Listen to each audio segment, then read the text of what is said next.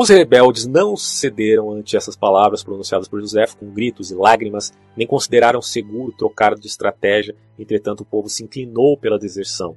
O povo queria ceder. Os facciosos que mandavam lá, não. Por isso que esses líderes facciosos é que são um problema. Uns vendiam suas posses a um preço muito baixo e outros seus objetos mais valiosos, engoliam suas moedas de ouro para que não as descobrissem os bandidos, e logo depois, e aconteceu uma infinidade de coisas, né? E aí entra os horrores da fome em Jerusalém. Os ricos, por sua parte, estavam expostos igualmente à morte, se permanecessem na cidade. Pois com a desculpa da deserção, executavam-nos por causa de seus bens. A loucura dos rebeldes crescia tanto com a fome, e a cada dia aumentava mais a força desses dois males, a fome e os rebeldes. Não havia trigo à vista de nenhuma parte, os rebeldes estavam nas casas e as revistavam, se encontravam algo, maltratavam seus habitantes por não terem entregado, e se não encontrassem nada, os torturavam por terem escondido o trigo com tanto esmero. Você está vendo aqui um Estado Islâmico judaico, né? Quer dizer, vamos supor que um lado você tem os Estados Unidos e do outro você tem o Islã, o Estado Islâmico radical. E do outro lado você tem o Islã moderado, porque é óbvio que existem pessoas que seguem o islamismo que não matam pessoas. Claro que existe, né? Independente se a escritura dê precedente a isso ou não, a escritura do Alcorão, mas enfim. Então você imagina o que ocorre na Síria, né? Você tem formas de sunitas mais radicais e outros mais amenos, e ao mesmo tempo você tem uma luta que coloca os inocentes como uma espécie de no meio do sanduíche ali, né? É terrível, isso estava acontecendo aqui na guerra dos judeus. E quem sofria, claro, a grande vítima foram os inocentes. Os corpos desses infelizes eram a prova para saber se tinham ou não provisões. O que ainda se mantinha em pé pareciam possuir abundância de alimentos, embora fossem deixados em paz os que estavam consumidos. Pois acreditavam que era ilógico matar os que iam morrer de fome imediatamente. Então, quem estava morrendo de fome deixava morrer. Quem precisava matar. Muitos trocavam em segredo seus bens por uma só medida de trigo, no caso de que fossem ricos, e de cevada no caso dos pobres. Logo, se fechavam nos locais mais recônditos de suas casas, e alguns, devido à sua intensa fome, comiam o trigo sem moê-lo, e outros o cozinhavam, segundo lhes permitia a necessidade e o medo. Em nenhuma casa se colocava na mesa, retiravam-se os alimentos do fogo, ainda crus, e os devoravam. Os detalhes são impressionantes. Eu vou pular aqui, mas é muito, muito triste você ver isso. Os torturadores não passavam fome, olha só. É sempre assim, né? Pois teriam sido menos cruéis se tivessem atuado assim por necessidade, mas o faziam por demência e para reunir provisões para os dias vindouros. Saíam ao encontro as pessoas que se arrastavam até as guarnições romanas para recolher plantas silvestres e erva, e quando acreditavam que já se haviam livrado dos inimigos, lhes roubavam tudo quanto traziam. A que preço, né? Essa liberdade messiânica, a que preço? Não é à toa que Jesus foi grandemente exaltado, né, cara, se a gente for ver, porque que absurdo que ocorreu ali nessas facções em vista de defenderem a suposta liberdade do povo, matando o próprio povo. Típico de um revolucionário, né? Muitas vezes esses pobres homens lhes suplicavam e invocavam o terrível nome de Deus para que lhes permitissem ficar com uma parte do que tinham coletado, não se incorrer perigo. No entanto, não lhes davam absolutamente nada. Ao contrário, tinham que se contentar com não ser assassinados depois de haver sido despojados. Então tinham que agradecer. Você vai ser despojado e eu não vou te matar, você vai morrer de fome. Agradeço. Era isso que acontecia. Tito castiga os prisioneiros judeus, sua crucificação. Vê como existia a crucificação mesmo? Primeiro século? Pois é. Tito progredia na construção das terraplanares, apesar dos muitos ataques que lhe faziam soldados judeus desde o Alto das Muralhas. E mesmo enviou um destacamento de cavalaria e lhes ordenou que fizessem emboscadas contra os que saíam pelo barranco em busca de alimentos. Alguns desses eram combatentes que não se conformavam com os saques que faziam, e bem que a maioria eram pessoas pobres do povo e que o medo de seus familiares os impedia de desertarem. Entretanto, era pouco seguro deixar livre as pessoas que tinham sido presas à força, e ele sabia que vigiar tantas pessoas suporia ter prisioneiros a seus guardiões. Não obstante, não impedia essas execuções, sobretudo porque tinha a esperança de que rebeldes, talvez, ao vê-las, se renderiam. Deixa eu ler antes aqui, só para ver uma coisa. A fome os fazia mais atrevidos para sair da cidade, certo? das pessoas. Somente lhes faltavam que fossem pegos pelo inimigo depois de ter se esquivado dos guardiões. Quando eram surpreendidos pelos romanos, se defendiam à força e depois da luta lhes parecia que já não era o momento de suplicar. Eram castigados, submetidos a todo tipo de tortura antes de morrer e crucificados frente à muralha. Então, olha a bondade romana aqui, né? Você crucificar o seu inimigo. Uma guerra. E você sabe que em termos de crucificação a pessoa não morre de uma hora para outra. Ela vai sofrer ali. Então o cara sai de um lugar onde estava sendo oprimido pelos rebeldes, pelos facciosos, por causa da grande fome que estava passando. Quando ele sai da cidade, ele encontra os romanos, que em via de alertar aqueles que estavam lá na cidade, que eram das facções, crucifica essas pessoas para mostrar, tá vendo? Ó, não vou ter piedade de vocês. Tá.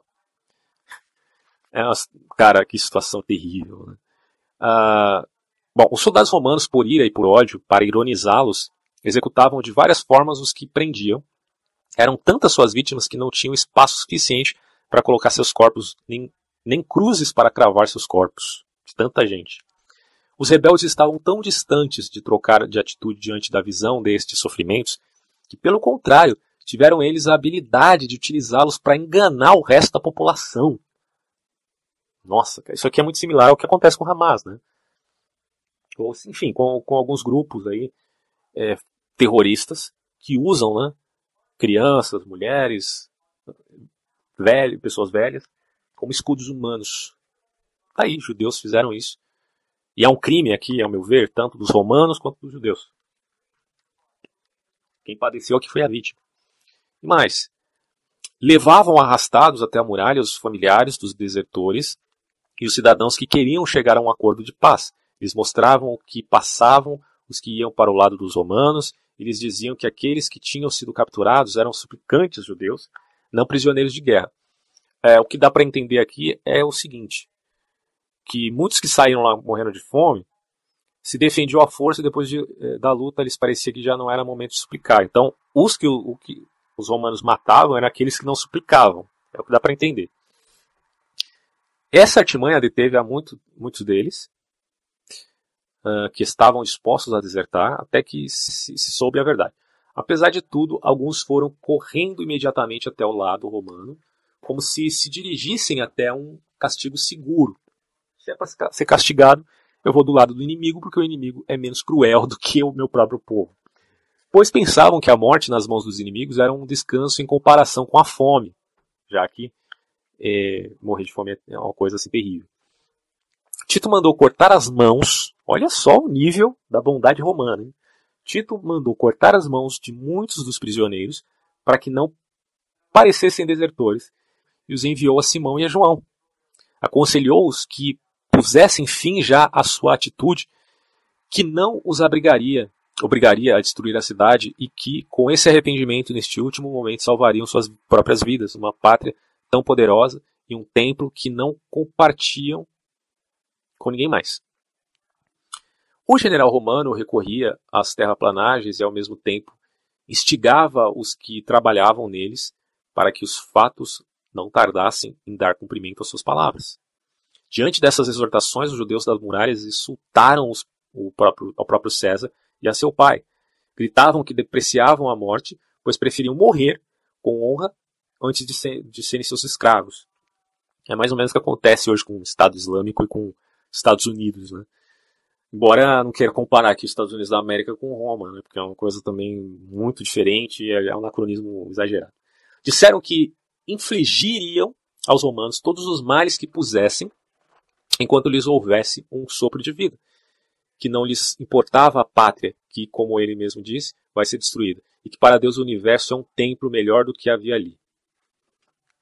Portanto, esse santuário será salvo por aquele que o habita, e que, ao tê-lo como aliado, ririam de todas as ameaças que não se pode cumprir, pois o resultado depende de Deus. Estas são as frases que gritavam e que mesclavam com insultos. O drama é enorme aqui. Esses judeus ainda acreditavam que Deus estaria do lado deles, né? Mesmo fazendo toda a atrocidade que eles estavam fazendo. Antíoco e os macedônios.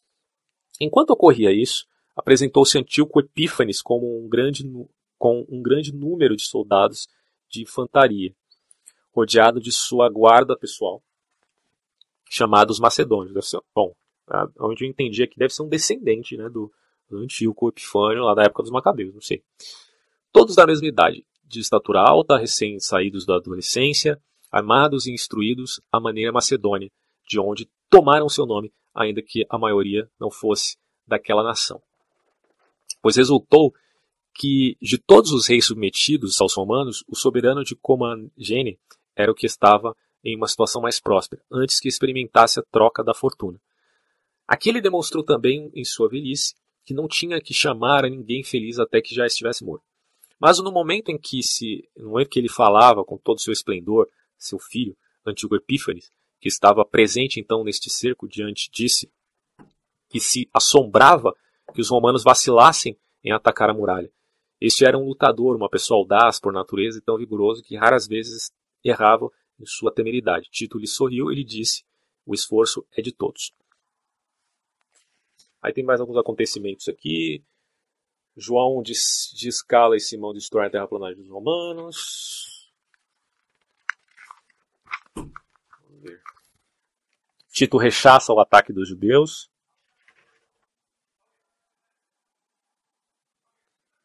Tito se reuniu em conselho com seus oficiais.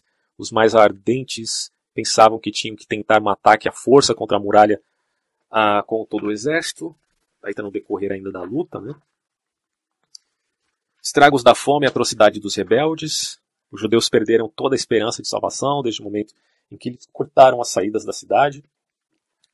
A fome se intensificava e devorava o povo por casas e famílias. Os telhados estavam cheios de mulheres e crianças desprotegidas, e as ruas de anciãos mortos.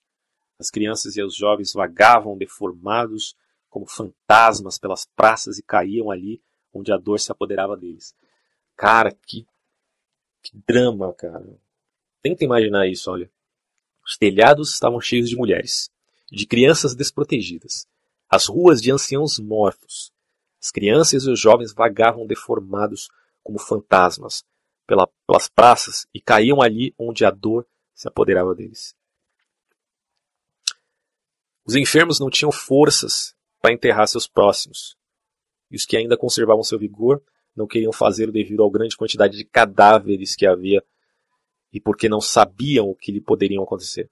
Eram numerosos os que caíam mortos sobre os corpos, a quem estavam dando sepultura, e muitos dos que colocavam em suas tumbas antes que chegasse a hora de morrer.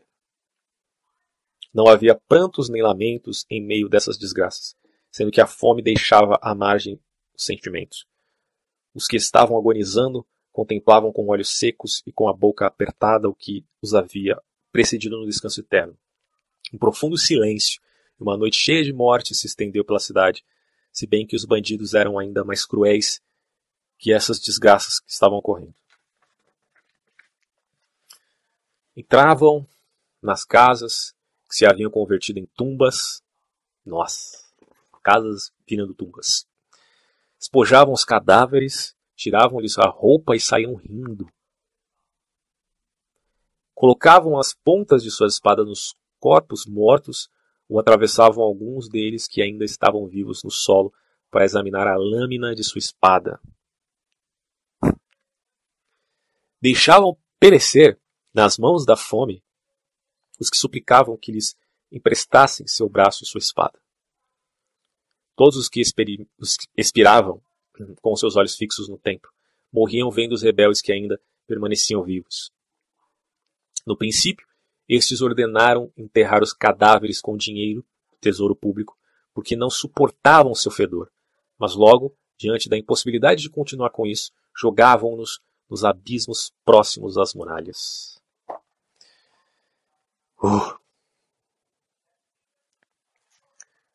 Outra passagem bem interessante. Matança em Jerusalém. Simão executa, o faccioso executa o sumo sacerdote Matias. Simão executou não antes, sem submetê-lo à tortura, a Matias, por quem ele se havia feito dono da cidade. Este era filho de Boeto, descendente dos sumos sacerdotes, pessoa de grande confiança a respeito entre a população. Estou confiando aqui, lembrando, no relato do Flávio Josefo. Tá? Enfim. Quando o povo foi maltratado, existem várias críticas que você pode procurar, autores, livros que podem questionar a intenção do Josefo, enfim, eu não estou aqui para julgar isso agora neste vídeo. Quando o povo foi maltratado pelos zelotes, em cuja cabeça já se encontrava João, ele convenceu para que deixasse entrar na cidade Simão em ajuda, sem estabelecer nenhum acordo com ele e sem esperar nenhum mal por sua parte. No entanto, quando chegou, apoderou-se da cidade e considerou a Matias como um inimigo igual aos demais, e a recomendação que este último havia feito ao povo em seu favor foi tida como uma prova de sua simpatia. Simão fez que Matias comparecesse diante dele, acusou-o de ser favorável aos romanos e condenou-o à morte junto com seus 3 filhos, sem conceder-lhe a possibilidade de defender-se, pois o 4º de seus filhos havia se apressado em refugiar-se ao lado de Tito. Simão ordenou matar por último a Matias, que lhe suplicou que o executassem antes que seus filhos fossem mortos, e que lhe pediu também este favor em gratidão por ter aberto as portas da cidade. Matias foi conduzido a um lugar frente aos romanos e degolado depois de seus filhos, que morreram diante dos seus olhos. Aí você está falando, você pensa, né? Estado Islâmico degolando inúmeras pessoas inocentes, vítimas. Tá aí. Os rebeldes judeus fizeram a mesma coisa. Já que assim se haviam encarregado Simão e Anano, filho de Bagadato, que era mais cruel de seus antecessores. Simão lhe dizia com ironia que fazia isso para ver se vinham em sua ajuda aqueles que com ele queriam escapar, e proibiu enterrar seus corpos. Na continuação foram assassinados um sacerdote, Ananias, filho de Masbalo, um dos personagens notáveis da cidade, o secretário do conselho, Aristeu, natural de Emaús, e com ele 15 cidadãos ilustres. Também prenderam e puseram vigilância ao pai de Josefo e proclamaram publicamente a proibição de confabular e de reunir-se em um mesmo lugar na cidade, por medo de uma traição. Tiravam a vida sem um julgamento prévio ao que se congregavam para lamentarem-se juntos. E é aquilo, se você coloca o cristianismo nesse contexto, e você pensa, puxa vida, se esses caras tivessem ouvido o que Jesus tinha dito, isso jamais teria ocorrido. Né? No entanto, o próprio Jesus sabia, né, da dureza do coração daqueles que o cercavam, né, os seus contemporâneos. Aí vai falar aqui sobre Judas, não o Judas cristão, claro. Depois vai falar sobre o Josefo ser ferido. Né, ele foi ferido na cabeça por uma pedra. Caiu sem sentido, mas aí disseram que ele tinha morrido, mas isso não aconteceu. Basicamente aqui, esse é o resumo do livro 5 da Guerra Judaica, tá? Não falei muito dos números dos mortos, porém, aqui no final do livro ele fala: porque hei de contar por um estes desastres? Maneu, filho de Lázaro, que nesses dias passou para o lado de Tito, disse que por uma só porta que estava ao seu cuidado, haviam retirado 115.880 cadáveres. Olha o tamanho da tragédia. 115.880 cadáveres. Deste dia 14 do mês de Jântico, que era quando os romanos haviam estabelecido seu acampamento diante da cidade até o novilúnio do mês de Panema. É a mesma coisa que acontece no cristianismo. Você tem cristãos que foram vítimas, efetivamente vítimas, inocentes, que eram pessoas boas. Você tem cristãos criminosos, que não eram vítimas, mas eram obcecados pelo poder, que mataram em nome de Deus. No caso dos judeus, não vinculado meramente à religião, mas ao nacionalismo, eles mataram milhares de pessoas e milhares morreram também nas mãos dos romanos. Todos eles eram gente humilde, Maneu não estava encarregado pessoalmente disso, mas que em nome do Estado pagava aos que o faziam e por isso necessariamente tinha a conta dos mortos. Os familiares deram sepultura aos demais, seu enterro consistia em tirar os mortos e jogá-los fora da cidade. Muitos cidadãos notáveis que escaparam depois de Maneu manifestaram que pelas portas havia sido retirado um total de 600.000 cadáveres, pessoas de baixa condição, embora não se pudesse saber o número dos demais. Disseram também que, ao não ter mais força para transportar fora os corpos dos pobres, os amontoavam nas casas maiores e as fechavam com chave. Cadáveres amontoados não é novidade para o povo judeu, né? O Holocausto da Alemanha nazista, isso aqui nos faz recordar disso. Acrescentaram que uma medida de trigo se vendia por um talento, e que por isso, ao não ser possível sair da cidade para recolher ervas por causa do cerco, alguns chegaram a tal extremo de necessidade que buscavam nas fossas e entre os estercos velhos dos bois e comiam sobras que eles deixavam. O que antes nem sequer podia ver se convertia agora em seu alimento. Quando os romanos escutaram essas histórias, se compadeceram deles, enquanto que os rebeldes, ainda que o tenham visto, não se arrependeram, mas permitiram que tais desgraças caíssem também sobre eles, pois os havia cegado o destino que já pairava sobre a cidade e sobre eles mesmos. Esse é o fim do livro 5 da Guerra dos Judeus.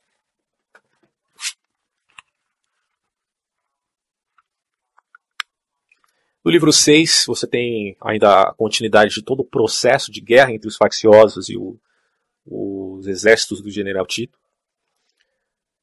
Uma ocorrência onde os judeus fracassam seu ataque, vai dizer, os homens de João reforçaram a segurança pelo lado da Torre Antônia, em vista de que poderia acontecer em caso da destruição da muralha, antes que os inimigos a cercassem com os aríetes, atacaram as obras.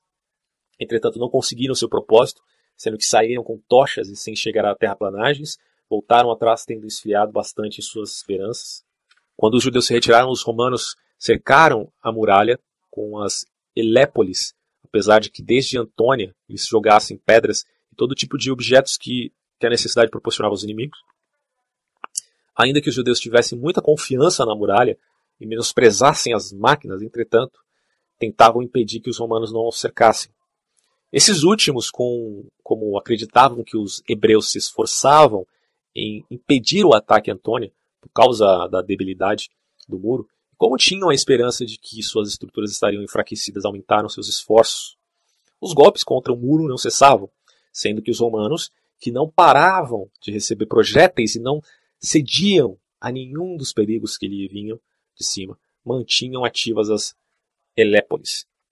No entanto, como estavam em desvantagem e eram golpeados pelas pedras, outros soldados cobriam seus corpos com escudos e socavam as junções da muralha com suas mãos com palanques. Desta forma, com grande esforço, removeram 4 blocos de pedra. A noite fez que descansassem um pouco, entretanto, veio abaixo de repente o muro, abatido pelos aríetes, ao ceder uma mina pelo lugar onde João havia aberto uma galeria para fazer frente às primeiras terraplanagens dos adversários.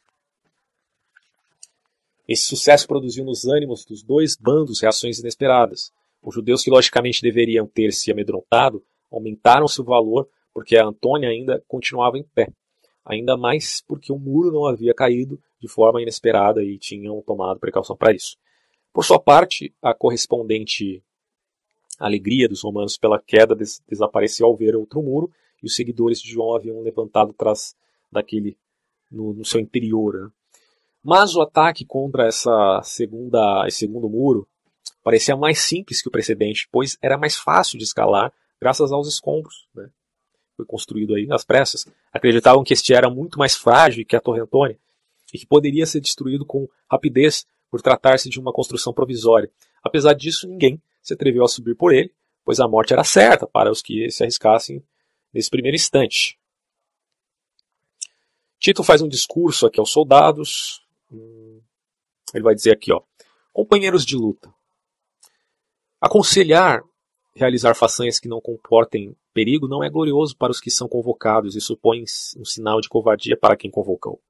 Creio ser necessário animá-los a entrar em ação somente neste caso de empreitadas arriscadas, já que convém que para outros atos cada um os faça por sua conta. Em consequência, eu mesmo lhes confesso que é difícil a escalada do muro. No entanto, também lhes digo que para os que aspiram ao valor é muito conveniente lutar contra as dificuldades, que é belo morrer com glória, e que não ficará sem recompensa a nobreza dos que afrontarem o risco dos primeiros. Na continuação, vou detalhar-lhes estes pontos. Existia, obviamente, um aspecto estoico aqui, né? Principalmente por parte dos romanos, porque se eles aderissem, por exemplo, àquela concepção de um tal Epicuro, certamente isso enfraqueceria muito os exércitos. Então era muito conveniente para Roma que os seus soldados se vinculassem a uma mentalidade filosófica estoica. Então é isso mais ou menos que o Flávio José vai falar aqui. Bem interessante. Depois vocês podem ler inteiro aí no livro. Ele vai falar do Sírio, dos sírios escalando a muralha. Vamos ver aqui. Os soldados romanos avançam até o templo. Vamos ver essa. 2 dias após 20 dos guardiões que vigiavam as terraplanagens se agruparem, né, juntaram-se também ao porta-estandarte da Quinta Legião, assim como também 2 soldados das tropas de cavalaria e um trombeteiro, e na 9ª hora da noite. E aproximaram em silêncio de Antônia atrás dos escombros, mataram os primeiros sentinelas, e se encontravam dormindo, né, e se apoderaram da muralha e ordenaram tocar a trombeta. Ao ouvi-la, os demais guardiões despertaram de repente e escaparam antes de ver quantos eram os soldados que haviam subido, pois o medo e a trombeta os havia feito imaginar que havia escalado o muro uma grande quantidade de inimigos. Quando César ouviu o sinal, rapidamente fez armar seus soldados e foi o primeiro em chegar lá em cima com seus oficiais e com um grupo de soldados escolhidos. Os judeus se refugiaram no templo e os romanos penetraram nele e pela galeria que João havia aberto contra as terraplanagens dos adversários.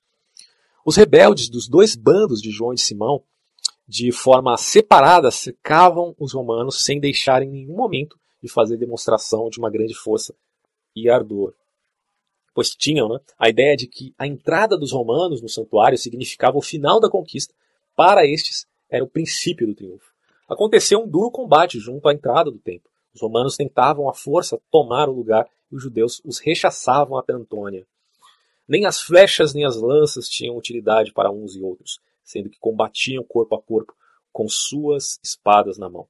Na batalha, não era possível perceber em qual bando se lutava, já que os homens estavam misturados e desordenados por causa do pouco espaço que tinham e os gritos não se podiam entender devido ao alvoroço.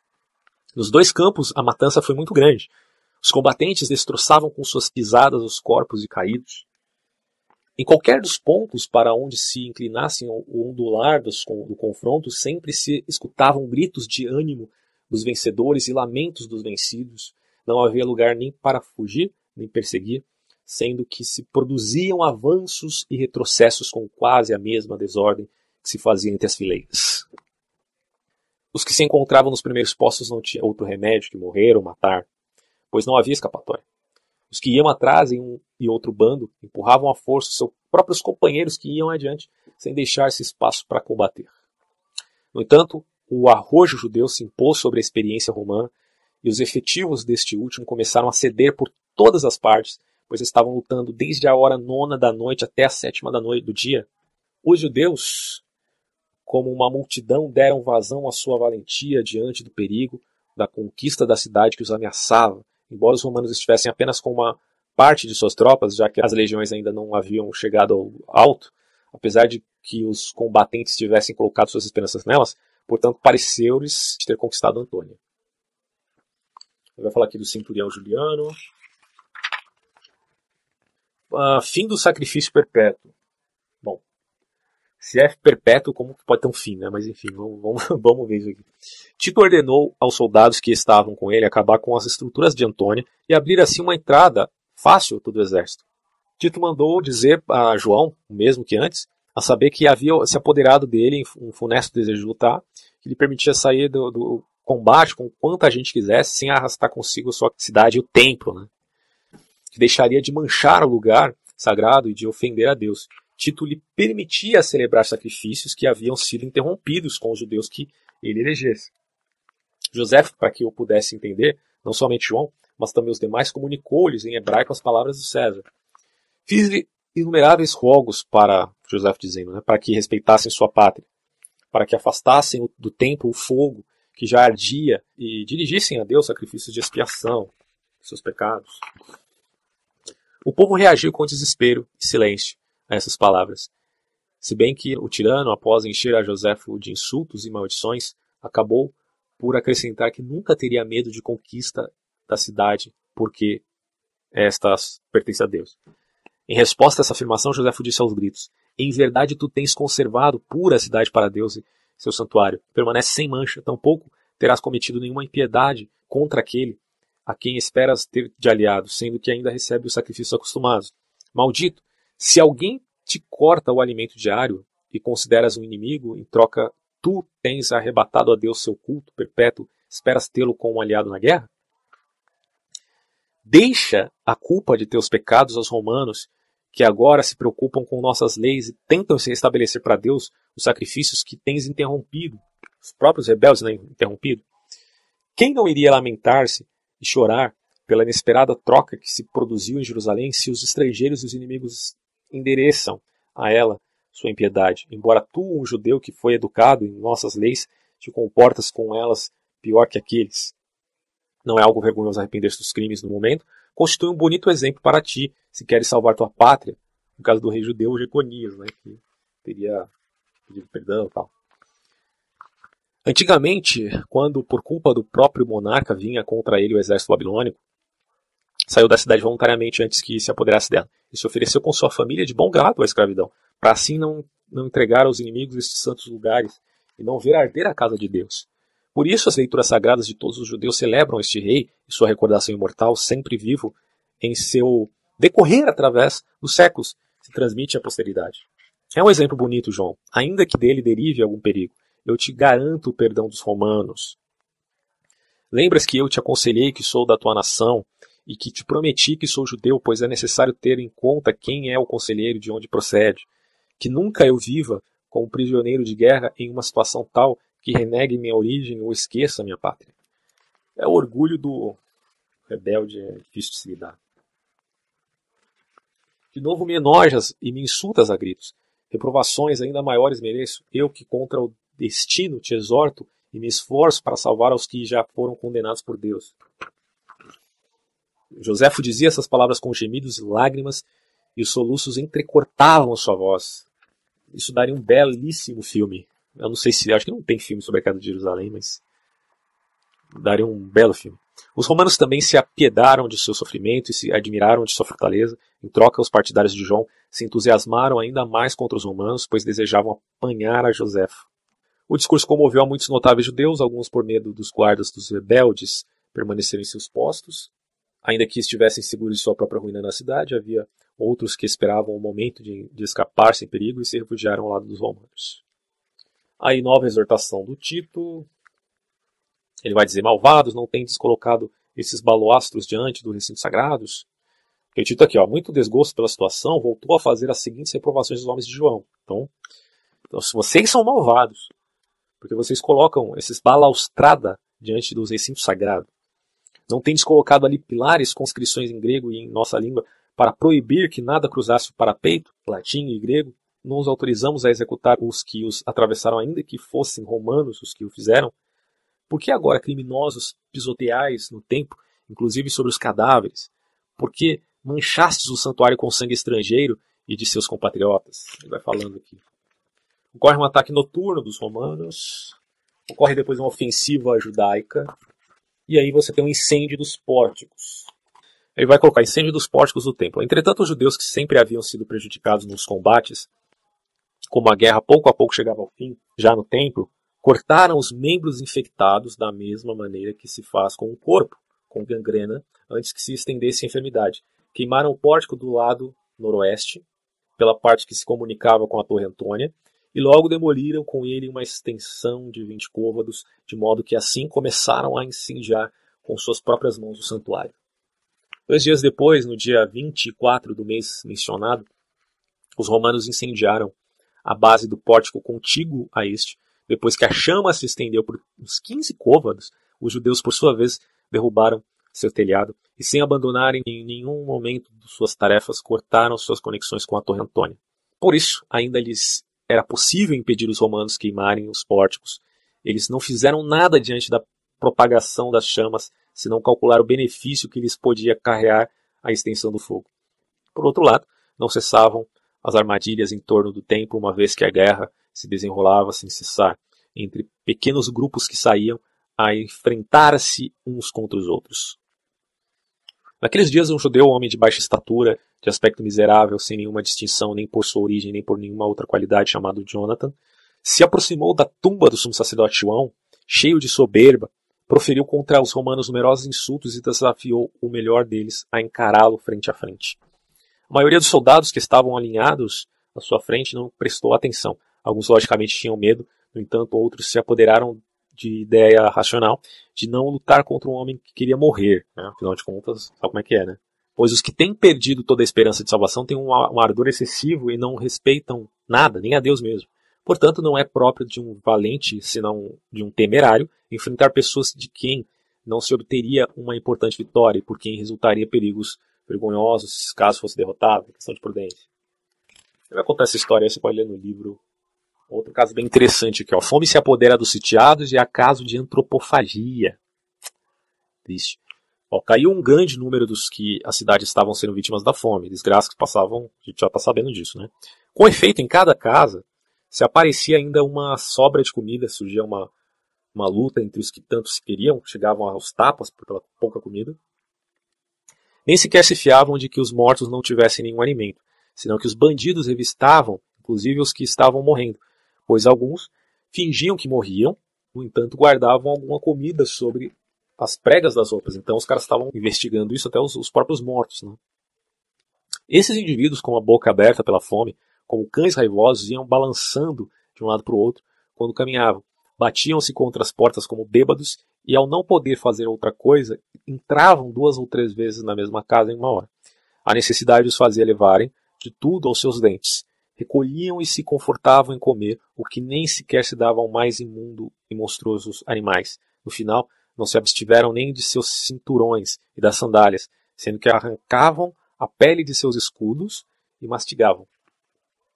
Alguns também chegaram a comer pequenas porções de feno velho, e certos indivíduos vendiam uma mínima quantidade destas migalhas por 4 dracmas áticas. O cara estava vendendo feno para os outros comerem. Que necessidade tinha de falar de falta de vergonha pela fome que leva a comer produtos não comestíveis? Pois vou expor um fato como nunca se viu entre os gregos nem entre os bárbaros, algo que é terrível de contar e incrível de ouvir. Eu, pela minha parte, para não parecer ante posteridade que inventa história, aqui o José se defendendo, né? Com gosto omitiria contar essa desgraça, se não tivesse inumeráveis testemunhas entre pessoas em minha própria época.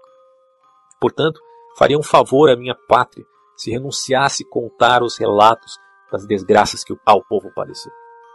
Uma mulher, das que habitavam no outro lado do Jordão, chamada Maria, filha de Eleazar, da aldeia de Betezuba, ilustre por nascimento e por suas riquezas, se refugiou em Jerusalém com o resto da população e ali sofreu um saque. Os tiranos tiraram dessa mulher seus bens, que haviam trazido desde a Pérea, e os capangas daqueles, em suas excursões diárias, lhe arrancavam o resto dos objetos preciosos que lhe sobrou e alguns alimentos que tinha. Uma tremenda indignação se apoderou da pobre mulher e com insultos e maldições provocava muitas vezes contra si mesmo os ladrões.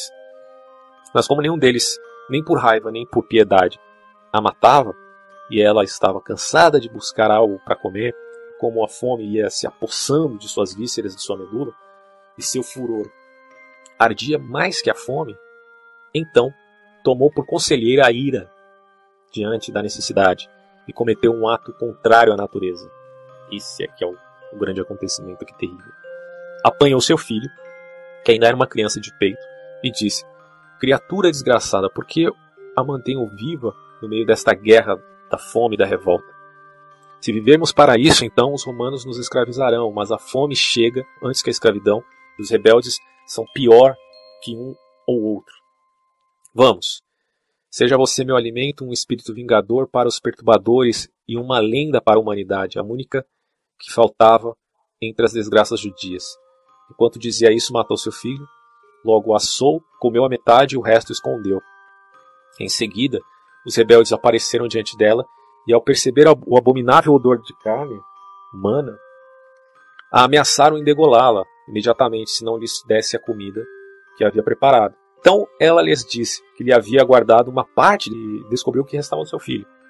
Espantaram-se ao vê-lo e caíram atônitos. Eles perceberam, né? A mulher acrescentou: este é meu filho, e esta é a minha obra, comei-no pois eu também o comi. Nossa, o nível da desgraça é nível master. Jesus até fala no sermão onde ele aparentemente se remete ao final dos tempos, mas aqui, claro que não foi o final dos tempos, mas ele fala: nunca houve sofrimento tal como haverá na queda do templo e tal. E nossa, isso aqui é extremamente trágico. Continuando: não sejais mais calmos que uma mulher, nem mais dementes que uma mãe. Se tendes escrúpulos religiosos e não quereis minha vítima, deixai que eu, que já comi uma parte, acabe também com o resto. Os rebeldes saíram dali andando e tremendo. Esta foi a única vez em que foram covardes. Até os rebeldes acharam isso horrível. E deixaram, não sem pesar, este alimento para a mãe. Rapidamente pela cidade inteira se propagou a notícia do crime. Todos estremeceram ao pôr diante dos olhos essa atrocidade, como se eles mesmos tivessem se atrevido a cometê-lo. Esse não foi um pecado de uma mulher, mas um pecado de um povo. Os famintos se apressavam em morrer e consideravam-os felizes aqueles que tinham que morrer antes de ouvir e ver tais desgraças. Aí, olha só a reação do Tito e dos soldados diante dessa ocorrência aí. Em pouco tempo, os romanos se inteiraram também daquela matança. Uns não acreditavam, outros se compadeciam dela, e a maioria se encheu de um ódio maior contra a nossa nação. César se defendeu também desses feitos ante Deus, pois dizia que ele, por sua parte, havia oferecido aos judeus a paz. Ele tinha oferecido a paz para os judeus. Uma autonomia e uma anistia de todos os delitos que tinham cometido. Eles iriam ser anistiados, ainda os próprios facciosos. No entanto, eles tinham preferido o conflito à concórdia, a guerra à paz, a fome no lugar da abundância, e com suas próprias mãos tinham colocado fogo no templo, que os romanos haviam respeitado. Por isso os judeus mereceram esse tipo de alimento. Comer a própria carne dos seus filhos. Em consequência, Tito apagará o crime de devorar crianças com a destruição da pátria onde este fato teve lugar, e não deixará que no mundo habitado veja o sol uma cidade em que as mães se alimentam dessa forma. Aí Tito vamos destruir. Pedra sobre pedra, nada sobrará. Uma cidade que come seus próprios filhos não pode sobreviver. Embora dissesse essas palavras, pensava também no desespero dos judeus, já que os que tinham sofrido todas as pobrezas não poderiam recobrar a razão. Eles perderam a razão. Né? Quer dizer, situação tal que não esperar que essa mulher fosse razoável, né?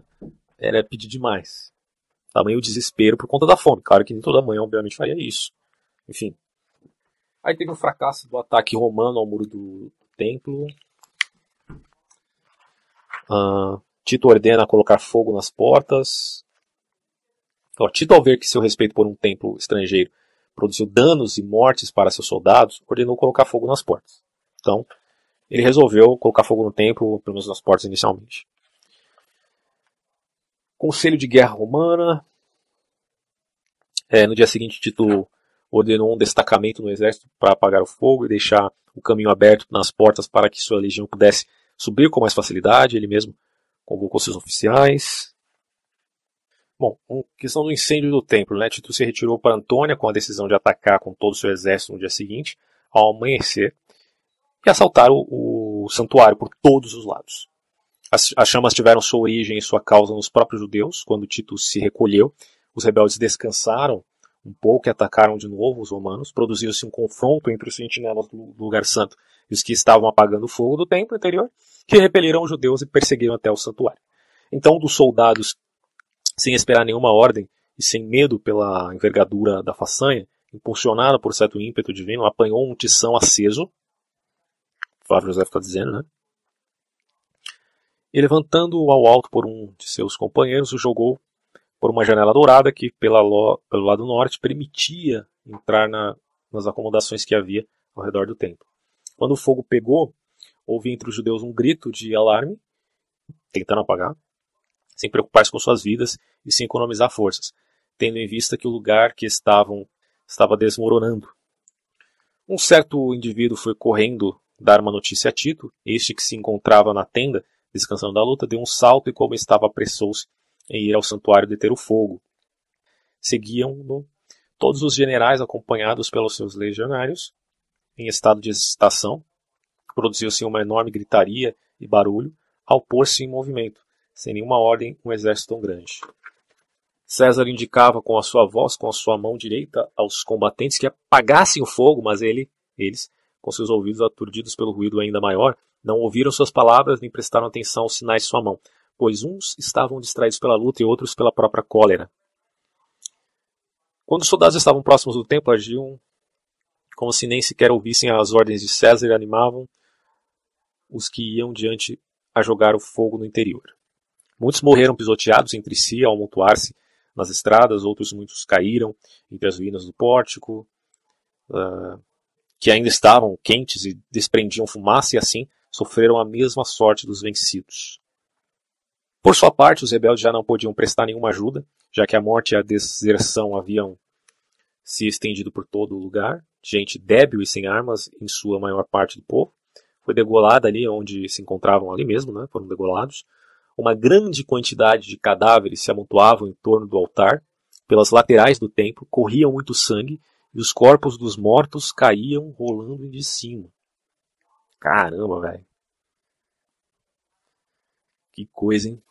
Davi e Salomão jamais esperariam uma coisa dessa.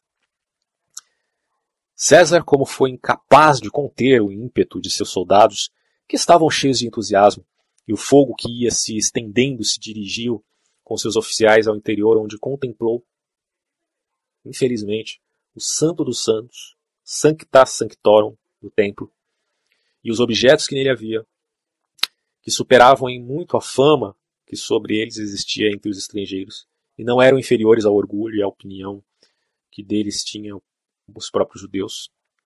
Como as chamas não tivessem ainda alcançado o interior, mas assolavam as acomodações que rodeavam o santuário, Tito pensou o que realmente era verdade, que ainda podia salvar-se esta obra, e saiu fora. Ele mesmo tentou convencer os soldados para que apagassem o fogo e ordenou a Liberálio, centurião de seus lanceiros, a obrigar a golpes os que desobedeciam. No entanto, seu furor, seu ódio contra os judeus e em um feroz ímpeto guerreiro estiveram acima do respeito a César e do medo à pessoa que o castigava. Muitos dos legionários, que eram movidos pela esperança de obter um saque, pois ao ver que o exterior era feito de ouro, tinham a ideia de que no interior estariam cheios de riquezas. Um dos que tinham entrado no interior, quando César saiu para conter os soldados, se apressou a deixar na escuridão a tocha ardendo nos umbrais da porta. Então a chama brilhou imediatamente no interior, os generais se retiraram junto com Tito, e nada impediu os soldados de fora continuarem com o fogo. Dessa forma, contra a vontade de César, o templo foi incendiado. Alguém poderia lamentar imensamente a destruição da obra mais admirável de todas as que já tinham sido feitas, por sua grandeza, magnificência de cada uma de suas partes, e pela fama de seu lugar santo. No entanto, podia se consolar ainda mais com a ideia de que o destino é inevitável tanto para os edifícios e os lugares como para os seres vivos também. Há de admirar-se nessa circunstância a exatidão da coincidência temporal. Como lhes disse, a destruição se cumpriu no mesmo mês e dia em que antes tinha sido incendiado o templo pelos babilônios. Será que isso é verdade, cara? Eu vou pesquisar depois, mas o Flávio José está dizendo que a destruição se cumpriu no mesmo mês e dia em que antes tinha sido incendiado pelos babilônios. Que coisa incrível. Bom, depois a gente vê isso. Desde sua primeira construção que levou a cabo o rei Salomão até a ruína de hoje, no segundo ano do principado de Vespasiano, passaram-se 1130 anos, 7 meses e 15 dias. E desde sua reconstrução posterior feita por Ageu, está lá em Esdras 5:1, né? No segundo ano do reinado de Ciro, até a conquista de Vespasiano, temos 639 anos e 45 dias. As calamidades do incêndio do templo e seus arredores. Embora ardesse o templo, teve lugar por parte dos romanos um saque de tudo o que se encontravam e uma incontável matança de todos aqueles com que encontrassem, pois não tinham compaixão pela idade, nem respeito pela dignidade, foram degolados sem distinção crianças, velhos, leigos, sacerdotes. A guerra arrastava todo tipo de gente, tanto os que suplicavam como os que lutavam. As chamas que se estendiam com intensidade produziam um fragor que se unia com os gemidos dos que caíam, devido à altura da colina e à magnitude da construção que ardia. Alguém podia pensar que era toda a cidade que ardia no fogo. Ninguém poderia imaginar nada maior e nem mais terrível do que o clamor de então. Trata-se do grito de guerra das legiões romanas em avanço, dos lamentos dos rebeldes rodeados pelo fogo e pelas armas da fuga do povo, que encurralando em cima de lanças se lançava cheia de espanto contra os inimigos, e dos alaridos diante de seus próprios desditas. Aos gritos dos que se encontravam na colina se lhes unia o da população de uma outra parte da cidade, muitos debilitados e emudecidos pela fome. Quando veio o fogo do templo, tiveram de novo força para gemer e lamentar-se. A Pérea e as montanhas do redor produziram ecos que faziam ainda mais intensidade a gritaria. No entanto, o sofrimento era mais espantoso que o barulho. Podia-se ter pensado que a colina do templo fervia desde suas fundações, pois o fogo a cobria por toda parte. E que o sangue era ainda mais abundante que as chamas, e a morte maior que seus executores. Pois em nenhum lugar se via a terra sem cadáveres, sem que os soldados passassem por cima dos montes de mortos sem perseguição ou fugitivos. A multidão dos bandidos rechaçou os romanos. A duras penas pôde abrir-se passagem até o templo, enquanto que o resto da população fugia para o pórtico exterior. No princípio, alguns dos sacerdotes arrancaram e atiraram contra os romanos lanças do templo e sua base, que estavam cheias de chumbo. Logo, como não conseguiram nada e o fogo vinha sobre eles, se retiraram para o muro de 8 côvados de largura e permaneceram ali. Dois dos indivíduos mais eminentes dentre eles, que tinham a possibilidade de salvar-se, se entregassem aos romanos, ou de esperar a mesma sorte que os demais, se lançaram às chamas e morreram queimados junto com o templo. Meire, filho de Belgas, e José, filho de Dalel. Que coisa. Os romanos, ao ver que era inútil salvar os edifícios ao redor do templo, quando este estava queimando, queimaram tudo, assim como as ruínas dos pórticos e as portas, salvas duas, a do leste e a do sul, mas que logo também destruíram. Colocaram fogo assim mesmo nas câmaras dos tesouros, nas que tinham uma imensa quantidade de riqueza, numerosos vestimentas e outros objetos preciosos, para dizer em uma palavra, todos os bens dos judeus estavam guardados ali, já que para este lugar tinha levado os ricos as suas fortunas de suas casas. Os soldados chegaram ao pórtico que ficava no templo exterior, e nele se haviam refugiado mulheres, crianças e uma massa de 6.000 pessoas, de todo tipo de gente do povo. Antes que César tomasse alguma decisão sobre eles, ou desse alguma ordem aos seus oficiais a respeito, os soldados arrastados pelo furor fizeram arder o pórtico por baixo. Dessa forma sucedeu que pereceram tanto os judeus que se atiravam para livrar-se das chamas, como os que arderam nelas. Não se salvou nenhum deles. O culpado de sua destruição foi um falso profeta que naquele dia tinha conclamado publicamente as pessoas da cidade que Deus lhes mandava subir ao templo para receberem ali os sinais de sua suposta salvação. Naquele momento, muitos profetas tinham sido subornados, sim, subornados, por parte dos tiranos, dos rebeldes, para que instassem o povo a esperar a ajuda de Deus, pois assim seriam menos as deserções e aumentariam as esperanças dos indivíduos que tinham superado já o medo e as precauções também. Porque, com efeito, um homem se deixa convencer nas adversidades, quando um falso profeta lhe promete o final de sua miséria, então ele, que a sofre, se entrega todo à esperança. Infelizmente, há uma falsa esperança.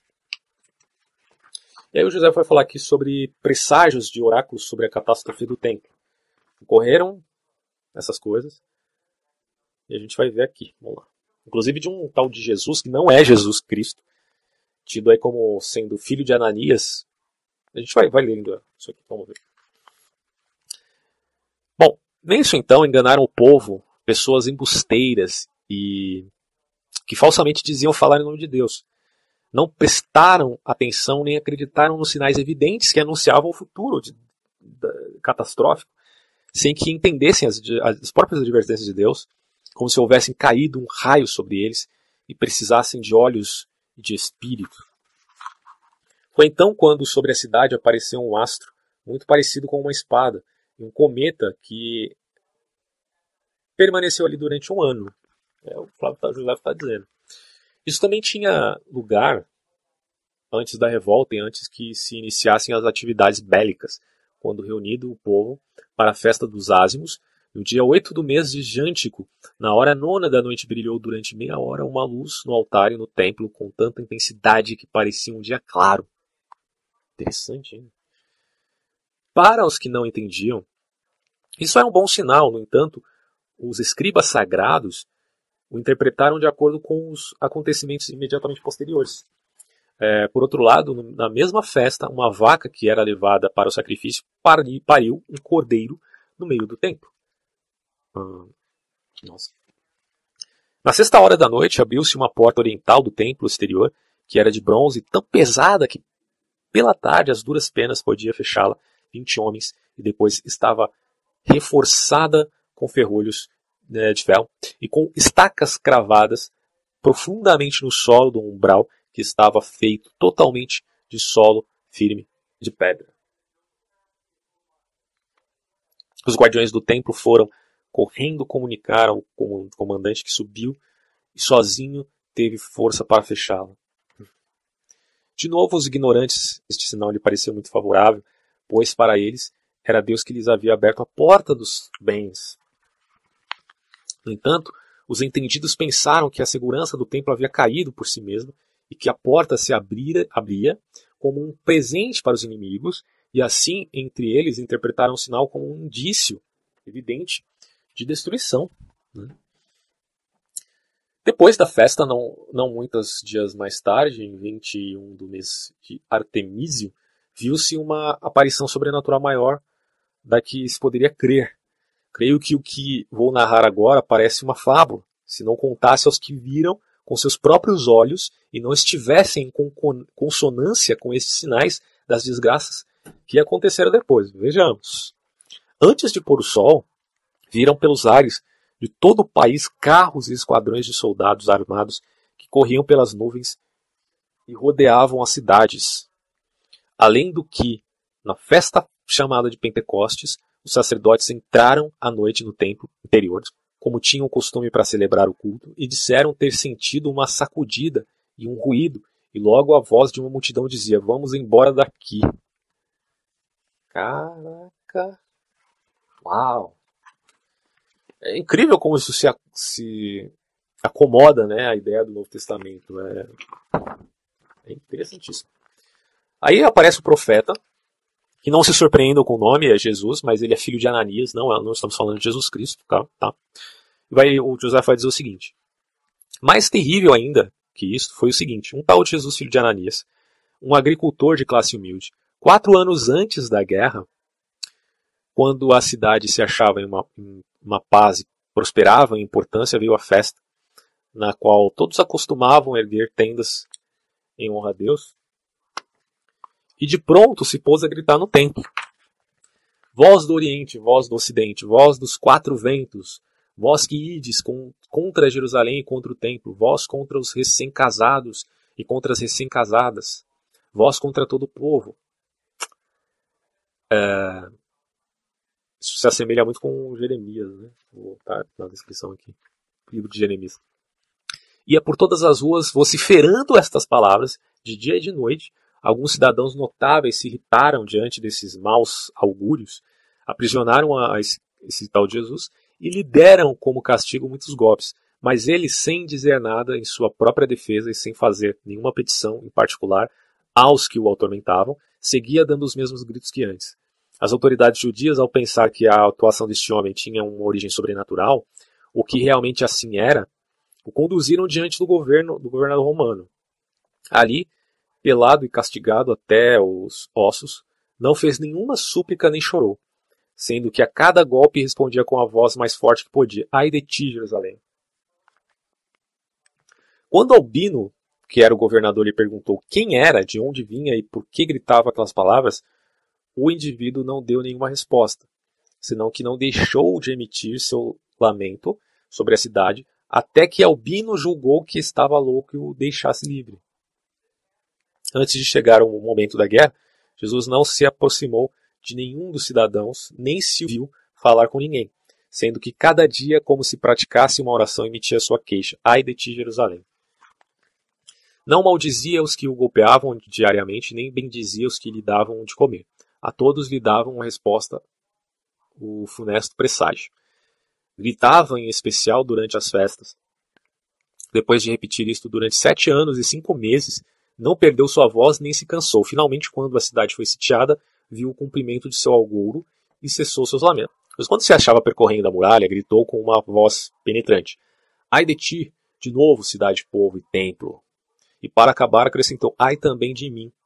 Nesse momento, uma pedra foi lançada por uma balista, golpeou e matou o cara, Jesus, filho de Ananias.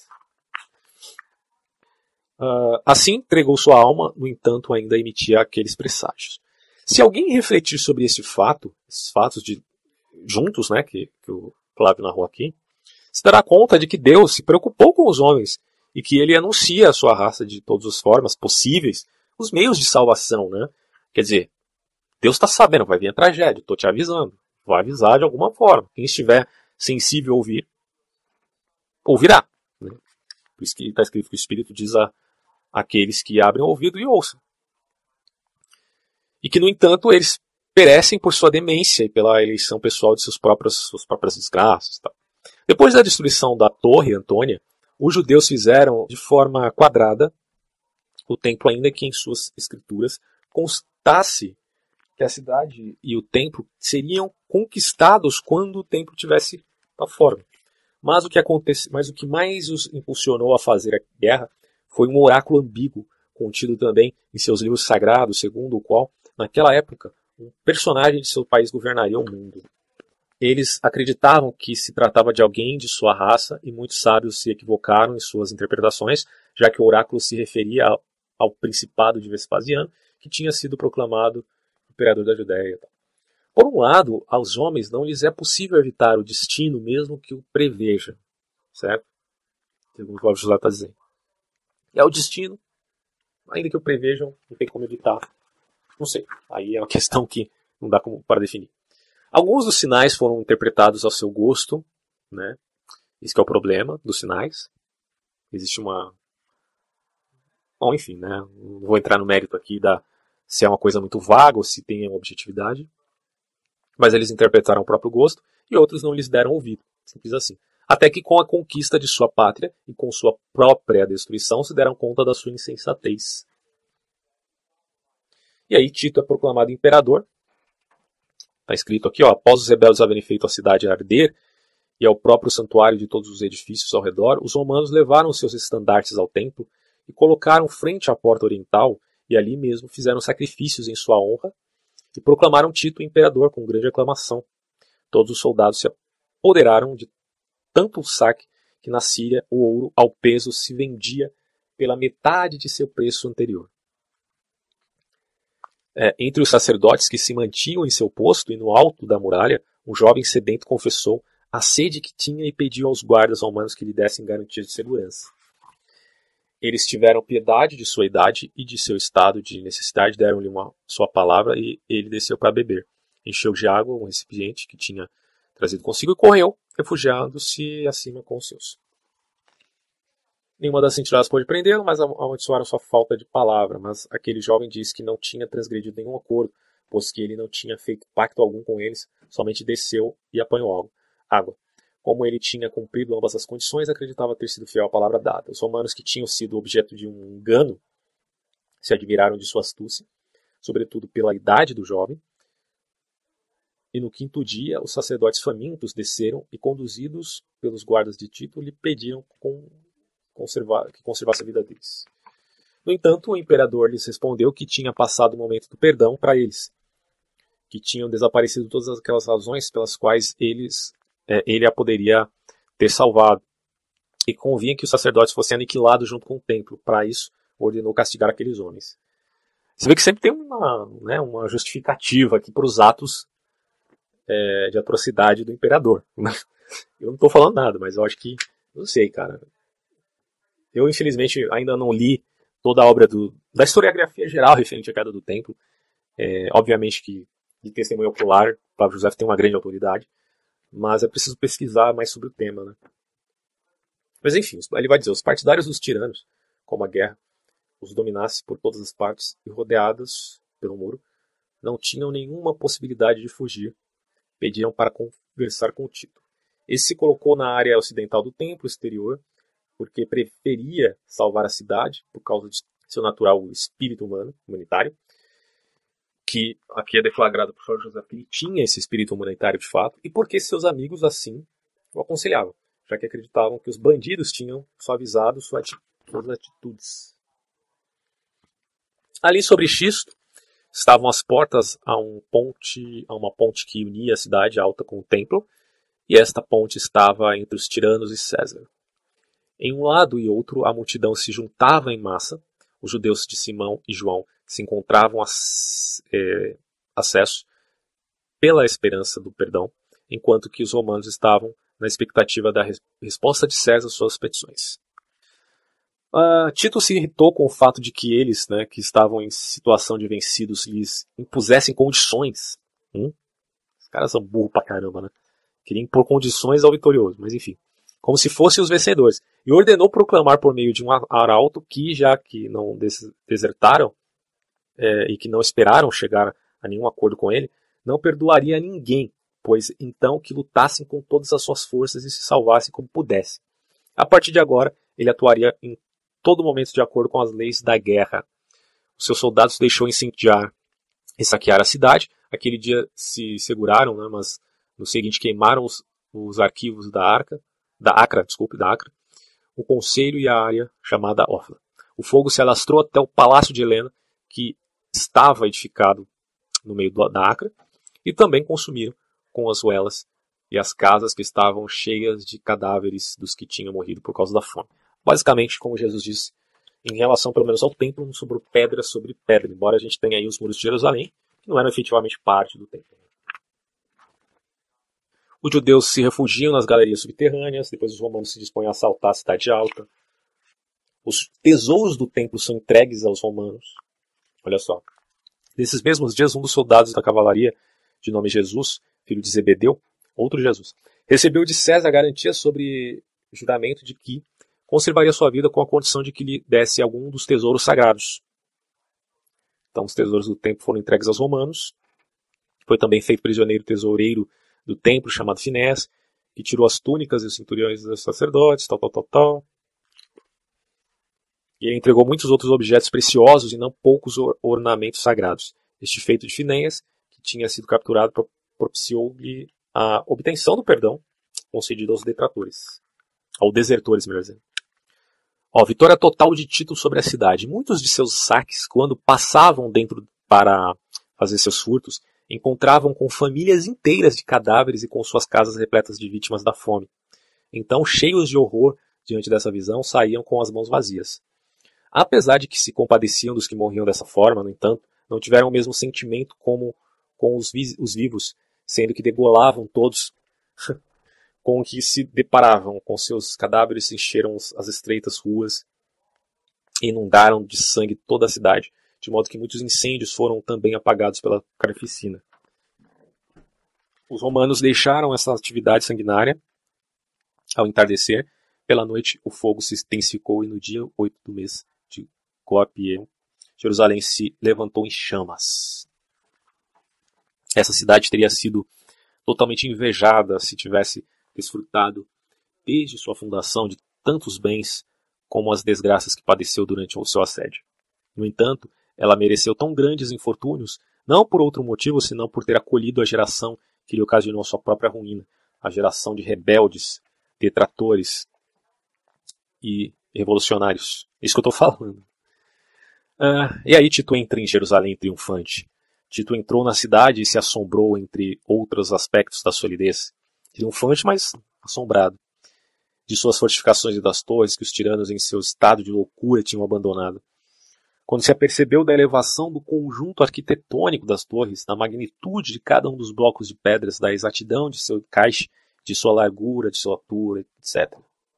E aí ele falou, temos lutado com a ajuda de Deus, e Deus é quem expulsou os judeus dessas fortalezas, pois que poder tem as mãos dos homens ou máquinas contra essas torres? É que elas eram tão imponentes. Todos os prisioneiros que foram capturados no conjunto da guerra somaram 97 mil, e os que pereceram na totalidade do cerco foram 1.100.000. Alguns contestam os números, mas enfim. A maioria desses eram judeus, mas não eram naturais de Jerusalém, pois que tinham se concentrado pessoas de todos os países para a festa dos ázimos, quando de repente surpreendeu-se a guerra.